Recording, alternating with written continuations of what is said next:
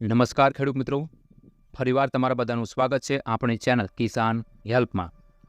ખેડૂત મિત્રો, અત્યારે મોટાભાગના ખેડૂતોનો કપાસ 45થી લઈને 50 દિવસનો થઈ ગયો છે।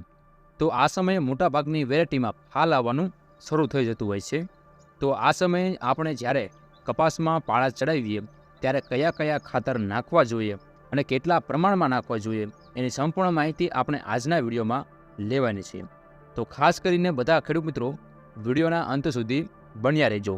અને જે ખેડૂત મિત્રો આપણે આ ચેનલ પર નવા આવ્યા હોય તેવા ખેડૂત મિત્રો ખાસ કરીને આપણે આ ચેનલને સબસ્ક્રાઈબ કરી નાખજો, કેમ કે આપણે આ ચેનલ પર આવા જ ખેતીને લગતા અવનવા વિડીયો મૂકવામાં આવતા હોય છે। આપણે ખેડૂત મિત્રો કપાસમાં પાયાના ખાતર નાખ્યા હશે અને પૂરતી ખાતર પણ નાખ્યા હશે, પણ આ ખાતર જમીનમાં નીચે ઉતરી ગયા હશે અથવા તો વધુ વરસાદના લીધે અમુક ખાતર તણાઈ પણ ગયા છે। તો ખેડૂત મિત્રો, જ્યારે પણ આપણે કપાસમાં પાળા ચડાવીએ ત્યારે હું તમને જે આગળ ખાતરની માહિતી આપું એ ખાતરનો તમે જો ઉપયોગ કરશો તો તમને સારામાં સારું ઉત્પાદન જોવા મળશે, કેમ કે કપાસમાં 45થી 50 દિવસમાં ફ્લાવરિંગ શરૂ થઈ જતું હોય છે, એટલે કે ફાલ ભમરી આવવાનું શરૂ થઈ જતું હોય છે। તો ખાસ કરીને 70-80 દિવસે જ્યારે કપાસ થાય ત્યારે કપાસમાં પુષ્કળ પ્રમાણમાં ફ્લાવરિંગ આવતું હોય છે। તો આ સમયે કપાસમાં ખાતરની તંગી દેખાય તો ફૂલ ભમરી ખરી જતા હોય છે।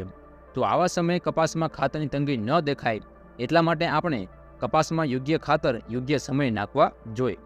તો અત્યારે ખાસ કરીને જ્યારે આપણે કપાસમાં પાળા ચડાવવાના છે ત્યારે 8 કિલો DAP લેવાનું છે અને બીજું 8 કિલો નર્મદા ફોર્સ કે જેનું કન્ટેન્ટ છે 20-20 તે આપણે લેવાનું છે।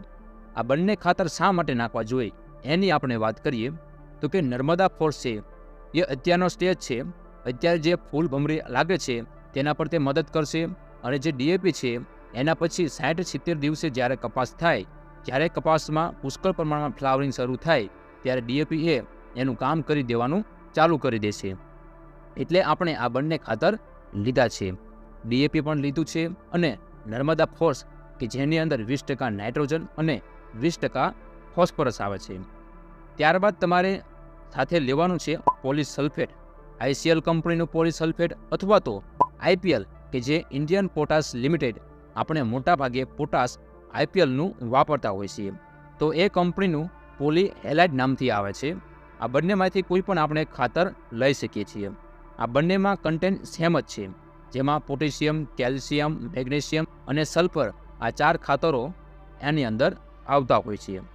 અને સાથે જે ઝિંકોસ્પક કે જેમાં તમને zinc, boron, copper, molybdenum, magnesium અને આયરન આ 6 તત્વો તમને આની અંદર જોવા મળશે। એટલે આમ જોઈએ તો ભલામણ દ્વારા ખેડૂત મિત્રો કપાસમાં સંપૂર્ણ પોષણ મળે તો એક તો જે કપાસમાં જે ફૂલ ખરતા હોય છે એ પણ અટકી જશે, અને બીજું ઝીંડવાનું બંધારણ પણ વધુ સારું થશે અને ઝીંડવાની સાઇઝ પણ મોટી થશે। હવે ખેડૂત મિત્રો જ્યારે ઠંડી પડે એટલે કે દિવાળી પછી જ્યારે ઠંડી પડવાની શરૂઆત થાય ત્યારે કપાસના પાંદડા લાલ થવાનો પ્રશ્ન રહેતો હોય છે, ત્યારે ખેડૂત મિત્રો આપણે મેગ્નેશિયમ વાપરતા હોય છીએ। તો જો ખેડૂત મિત્રો આપણે શરૂઆતમાં જ આપણે મેગ્નેશિયમ આપી દઈએ એટલે કે પાળા ચડાવતી વખતે આપણે જો પાયાના ખાતર તરીકે આ બધા જ ખાતર આપી દઈએ તો આપણે જે ઉત્પાદનમાં ખૂબ સારો એવો વધારો જોવા મળશે। તો ખાસ કરીને જ્યારે પણ તમે કપાસમાં પાળા ચડાવો ત્યારે ખાતરની ભલામણ કરી એ પ્રમાણે DAP 8 કિલો, નર્મદા ફોર્સ એ પણ 8 કિલો અને 10 કિલો પોલી સલ્ફેટ અથવા તો પોલી હેલાઇડ તે વિઘે નાખી દેવાના। તો ખેડૂત મિત્રો જ્યારે પણ તમે કપાસમાં પાળા ચડાવો ત્યારે ખાસ કરીને આ બધા ખાતર અવશ્ય નાખી દેજો, તમને કપાસમાં ખૂબ સારા રિઝલ્ટ જોવા મળશે।